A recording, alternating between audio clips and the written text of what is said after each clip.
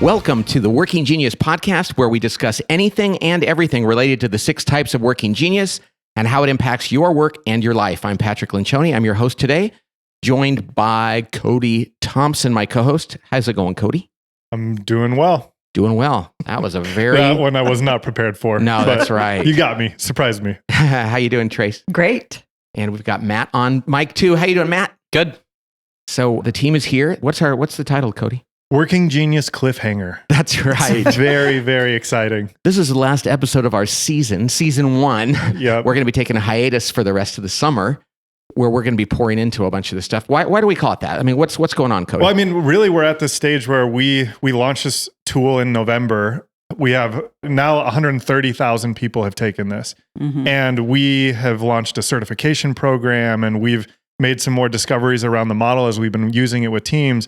And now, because have this monumental effort to launch all these things, we want to dive back into the model itself. So we think that there's a lot here. We now have data we can play with and figure out like what sort of trends are happening and what's going on. So we need a little bit of breathing room to go back and rediscover around the model.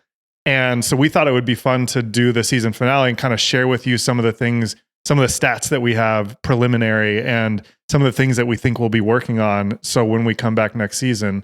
So the cliffhanger is basically like when you watch a season, right, on Netflix and the next one isn't available and you're like, oh man, I wish they'd tell me more now. We're going to leave you wanting more. Yeah. You won't believe what we have for you next season. And when we say we have data, what we really mean is Matt has data on his computer. He could extort great deals of money from us. If you want any of this data. So that's what we're going to talk about today, what some of the things we've learned about. By the way, you mentioned the Working Genius certification. Oh, yeah. Mm-hmm. So we put out a few dates. They sold out immediately. Then we added a few dates. They sold out immediately too. We added 8 more dates in the fall for people who want to get certified so they can train and teach and use this in their practice or in their company or whatever they want to do. So if you're one of those people and you're interested and you weren't able to get in one of the first ones, go ahead and check it out. There's 8 fall dates. You can go to workinggenius.com. There's a little tab. There's a banner at the top that says, where the registration for that is live. There's a little section on the homepage. But that we've had such great feedback of people who've been through that program. So we've taken all of the concepts that we've learned and put it into a learning format. A 2-day course. Yeah, 2-day course to help people leverage it. It's virtual, so you don't have to get on a plane anywhere. And at the end of the day, you walk away with a slide deck and tools and scripts and ways to help you leverage this and confidence. Teams. Yeah. That you can add value. And we've talked to people that have been certified already, and they're going into organizations and making a massive difference quickly. So anyway, that's a commercial for our Working Genius certification. Sign up now. It's a blast. Okay, so let's talk about what we've learned. Let's talk about, first of all, now we've done this for the 130,000 people. Mm-hmm. What are the general stats around how many wonderers, inventors, and all those kind of things? Were we going to do that, Matt? Mm-hmm. You have some data for us? Yeah. Let's start with like most common combinations. Yeah. All right. So there's 15 potential combinations. Yeah. So math majors would know that when you have 6 letters and you add it up, it's like 5 plus 4 plus 3 plus 2 plus 1 adds up to 15. That's how many combos there are, right? Mm-hmm. Yeah. 15 potential combinations between the 6 types, as in which 2 are their geniuses. Mm-hmm. So regardless of the order, whether it's an ET or a TE. Right. We're not going to worry about that. Yeah. Mm-hmm. So ETs and TEs would be looped into the same, into the same group. ID, DI, doesn't matter. Yeah, exactly. The most common combinations are all the variations of D, E, and T. So ET, DE, and DT. Wow. Mm. So what percentage? Can you give us some numbers? What percentage? I can't. They're not that. I mean, none are anomalous. Like I remember when we went through smooth curve. Yeah. From the top to bottom. But what's interesting about this is it kind of makes sense when we talk about the altitudes of the geniuses and that more work happens. The more time happens down as you get lower to the ground. So it kind of makes sense that naturally there'd be more people, doing those sorts of things, enjoying those jobs. Right. So ET is pretty common, or TE. Very common. Right. DT or TD is very common. And then DE or ED is very common. Yeah, DEED would be the second most common by a small margin. Got it. So it's not like one stands out. Like most people are actually this. ET stands out quite a bit, but nothing crazy. Got it. Out of all of these different types, it's, like I said, a very smooth. So that means people that are good at enablement and tenacity. These are the people that every single organization in the world needs and loves to have because they get things done, they finish things well, and they're very responsive and helpful to other people. Yeah. They are those people on a team that are like, oh man, would we ever finish anything if they didn't do this? Right. So that's fantastic. What are the least common combinations? Again, this is not like 0.02%, but what is the least? The very least common, which is quite a jump from the second least common. Oh, really? So this is pretty infrequent. Yeah, and it makes sense, I think, is WG or GW. So somebody who's a wonderer, loves to ponder things and galvanize people. Right. And it does make sense because it's like they're probably really nuanced, like constantly asking questions like, is this the right thing I should galvanize? Is this, or like they're really nuanced when the wonder comes up. So galvanizers, you kind of have to be pretty convinced and gung-ho to go like, yeah, I want to stand up in front of people and rally them up on this idea. And just to remind people why we're talking about pairs is because there are two geniuses we have, two working competencies and two frustrations. And of course, your genius is the most important thing to understand. So that's fascinating. WGs. If people are listening and they're a GW or a WG, please volunteer to be a guinea pig for us. Call us and talk to us because we'd love to take you apart and figure out what makes a WG or a GW who they are. Yeah, that's one of the teasers here is like we have a board right in front of us where we have all 15 types and we've been collecting people that we know and putting their names under these and then trying to tease out what is true about all of these people, like what sort of things are common, the most common denominators between them. Right. So, and that's a great way to do research is we have these types, but if we can know people that have those and we can dissect them and ask them questions, we are finding it amazing the insights we're gaining. And our names are up there too. And we have to admit like, I talk too much. There's positive and negative things on this board. So it's not just positive. And ugly. In fact, there's more negative things only because we've already kind of looked at some of the positives, but we're actually saying, so what's the limitation of being a DG? That you're a DG. And it's easier for Cody to go, well, I do this and this other guy know who does this and this. So we're like, oh yeah, that's a marker. So yeah, if you're a WG, let us know. We only got one name up there. There's one other type, EW or WE. Does that fall in the least common, Matt, or no? Actually, no, it's kind of in the middle. So we just don't know people that have that. So if you're a WE, wonder and enablement or enablement wonder, whatever the order is, please let us know. We'd love to dissect you. So that sounds good. No scalpels involved. That's right. So what other kind of information, Cody? What are we curious about? Well, we only covered here? the bottom, right? What are the other two least common? The other two at the bottom are IE and IT. Okay, so you're an inventor and enablement. Invention and enablement is not that common. And we were talking about Grant yesterday. We know one of those. Yeah, that's right. Because he loves to come up with new ideas, but then if you go, that one didn't work for us, he's like, fine, and he throws it away. Yeah.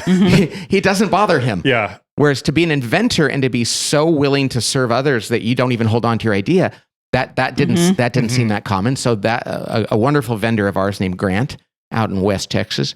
So that's one, and the other one is IT. Inventor and tenacity. So I love to come up with new ideas and I love to finish things. That's not all that common because and that makes sense. All right, that's interesting.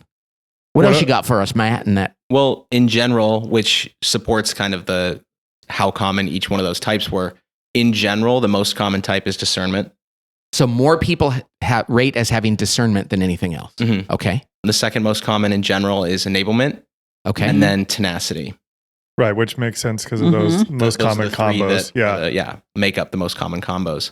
And then after that, it goes, and these are all pretty similarly common, or similarly uncommon, I should say, but wonder, galvanizing, and invention. And they're all pretty close. Got it. That's good to know they're close because there's no outliers. You know what makes sense about this, I think, and we're just thinking out loud here, is that we haven't had a lot of monks take this. And monks, God bless monks. But so there's people that live in a world that wouldn't be taking this. And we haven't had a lot of homeless people take it.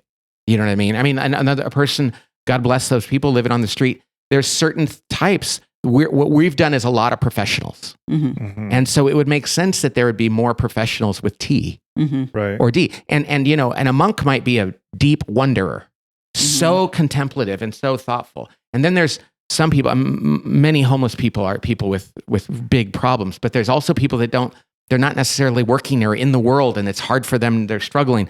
So we don't have a complete cross section of human beings in the world. Right. I picked those two just because they're kind of outliers. Yeah. No, I think it's interesting though. One of the trends that we are noticing, like just in terms of, this is more anecdotal than it is data driven, Right. but there's a lot of people in churches that are consuming that, like finding out what their God-given gifts are and how do I slide into my team. So it's fun to see that it is working in the professional space and also translating across. Like remember one of the companies we looked up was like a bird rescue company that is using I loved it. So it's just amazing to see that, like, across industries, across different types of jobs, and you're seeing this work everywhere, which Right. I find fascinating. The reason why I mentioned monks and homeless people is like people that aren't like super involved in community, professional or otherwise. But like you said, we've had so many churches use this, either church staff members or even congregations. Yeah. And most of those people are professional. Yep. And so there's a bias toward that. Yep. But nonetheless, the fact that it's really fairly consistent, you know, if there's 15 different types, it's not like there's 1% and 30%. It's like it's a pretty distributed average. So that's interesting. Anything else that we've learned that's been a surprise? Well, I guess not a surprise, but there's some relevant information to be gathered just based on where a type tends to fall the most. Tell us about that. And it obviously is in line with kind of the commonality of each type.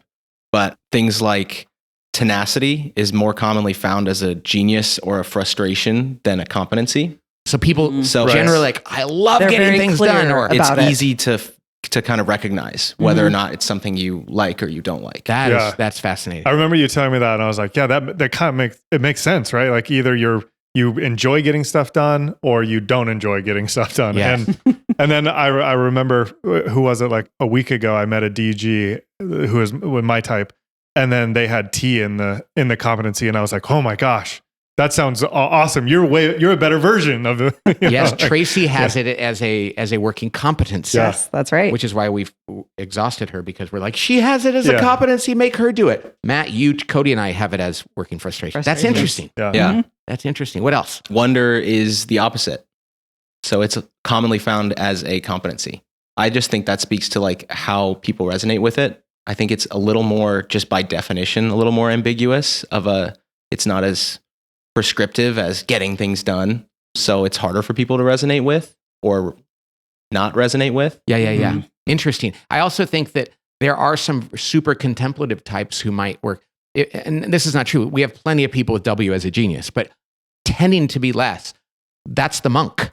You know, that person, there's probably poets out there that's like, oh yeah, I'm a W.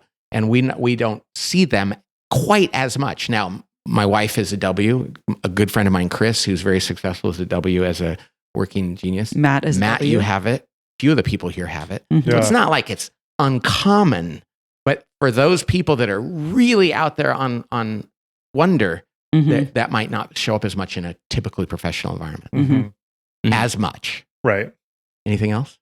The other four types, invention, discernment, galvanizing, and enablement, they all are smoothly more common in a genius or frustration. So it's smoothly distributed if you graph it out based on where they fall. And obviously that's all in line with which types are more common. So discernment is more commonly found as a genius and less commonly found as a frustration.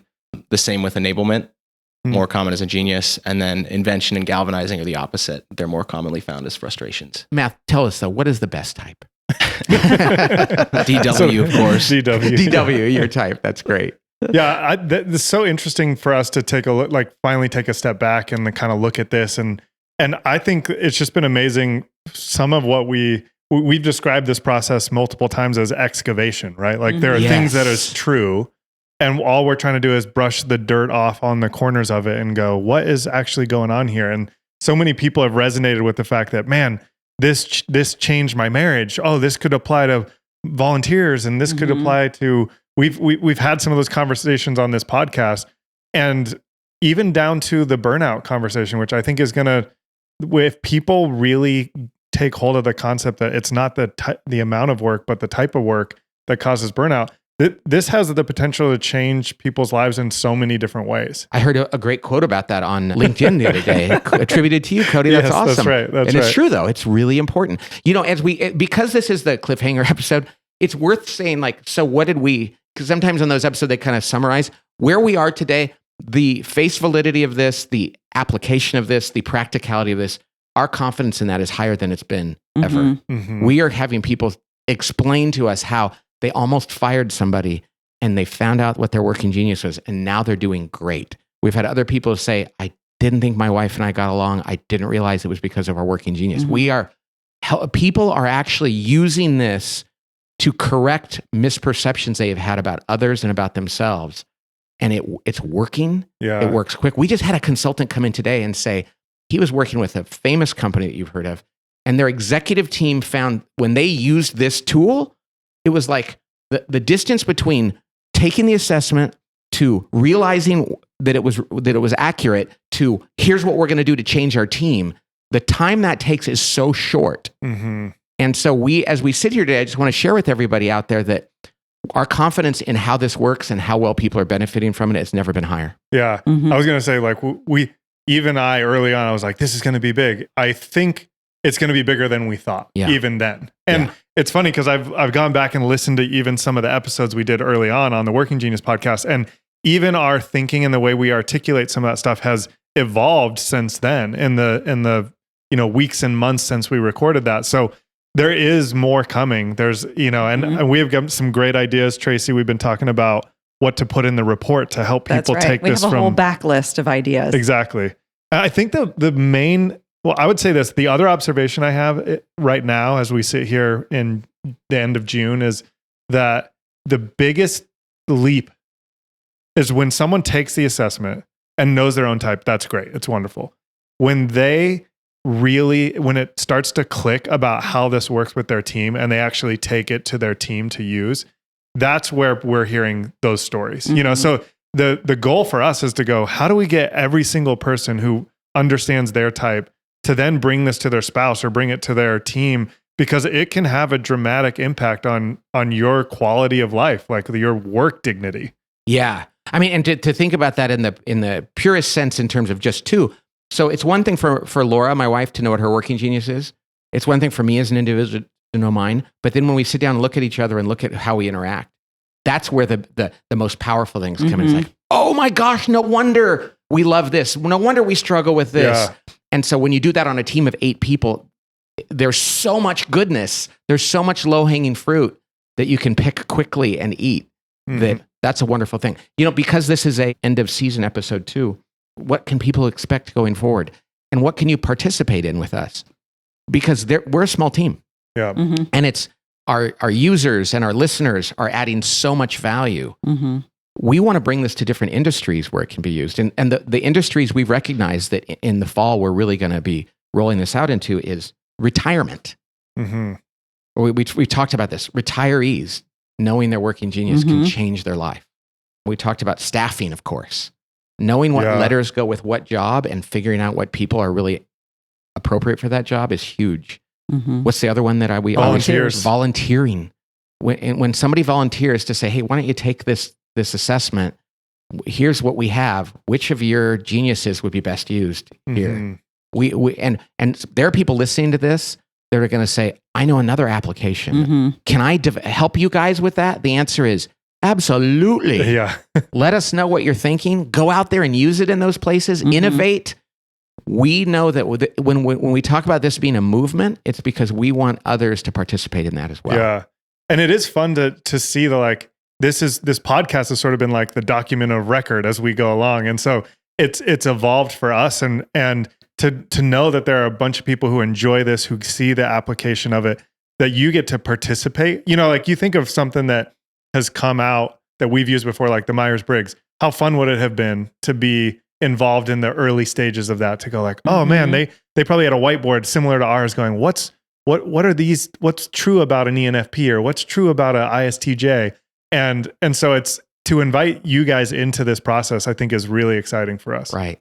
You know what I want to do real quick is I want to go around the table and just say, what is the biggest thing that you personally have learned from this? And you don't have to be, it doesn't have to be exactly right. And you can have more than one, So who wants to go first in terms of how has this, by the way, 3 days from now will be the 1 year anniversary of when we conceived of this. Mm-hmm. Yeah.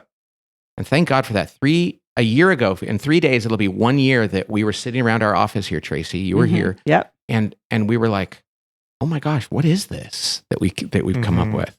So how is that? That's wild. What's the big, anybody want to go first?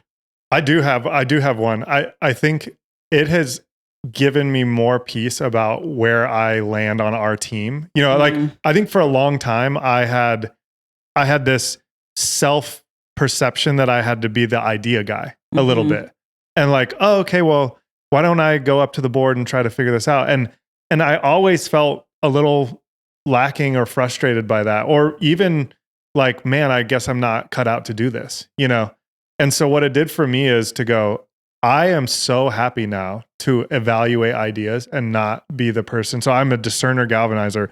My favorite thing is when people say, hey, I've got something I would love to run by you. I'm like, oh yeah, please, let's do that. That's what I love. So, and you don't have to go, how come you came up with that idea and I didn't? Yeah. Like, oh, because you're an inventor. So it is just given me, it's like when we talk about humility being not thinking too much of yourself and then not being self-deprecating, it's allowed me this like peaceful confidence about where I think I add value with understanding that I'm not as, self-punitive about the areas that I'm wired not to be good at.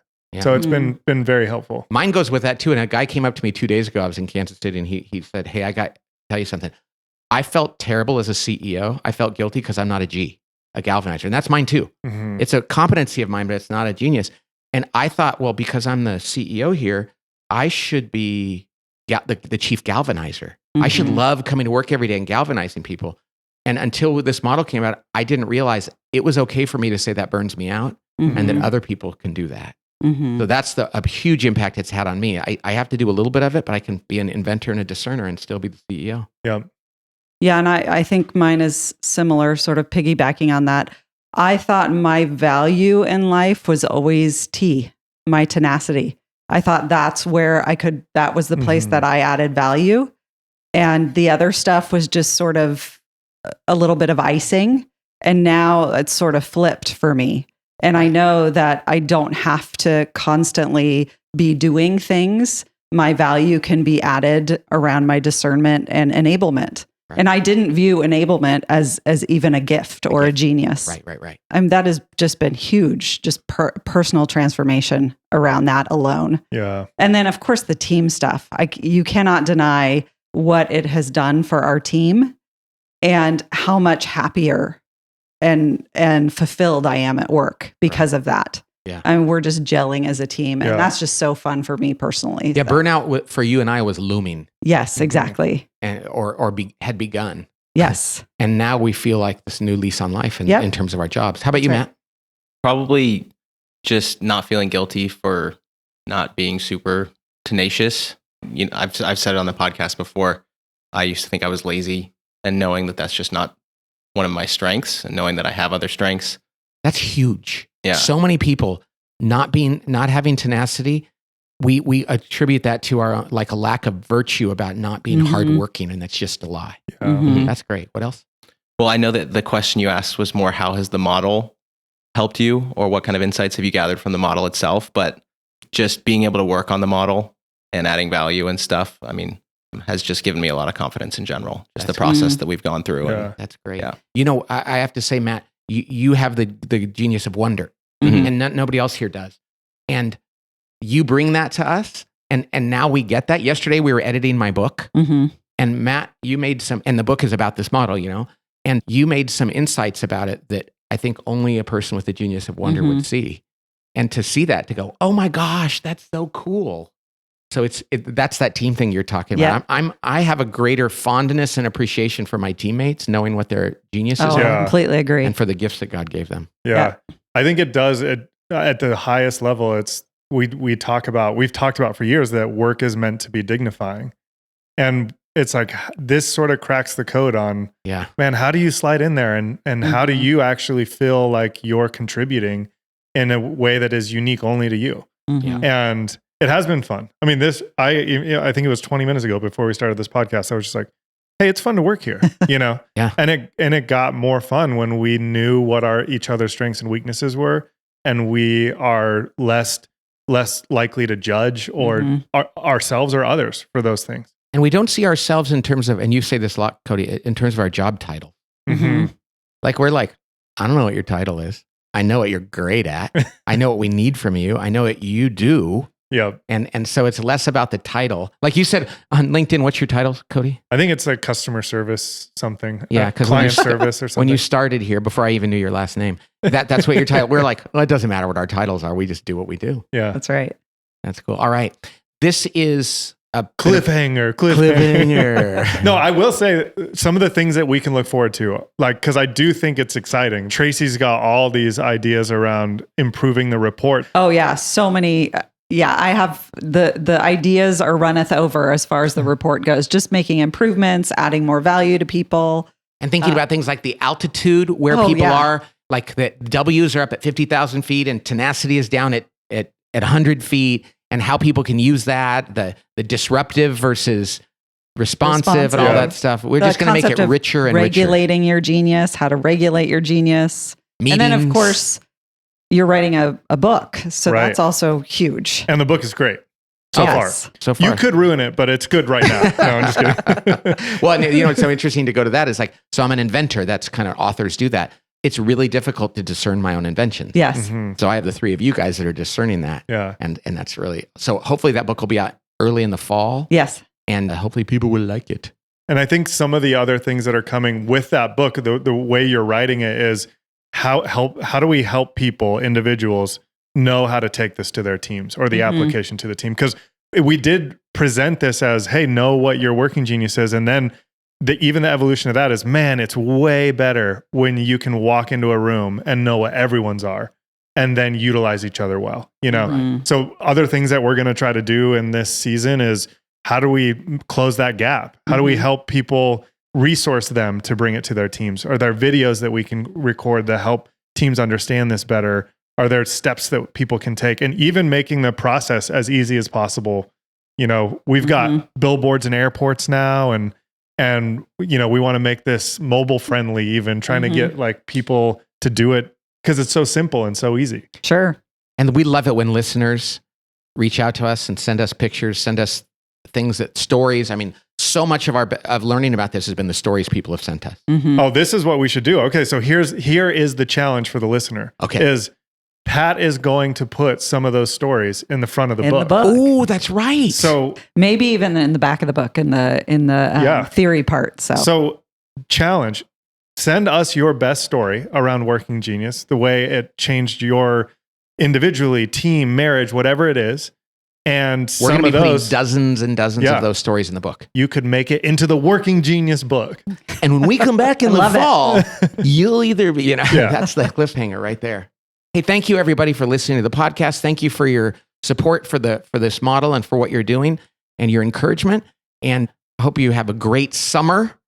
And we'll look forward to season number 2 on your same bat chime, same bat channel, Batman Reference. All right. Thanks everybody. God bless.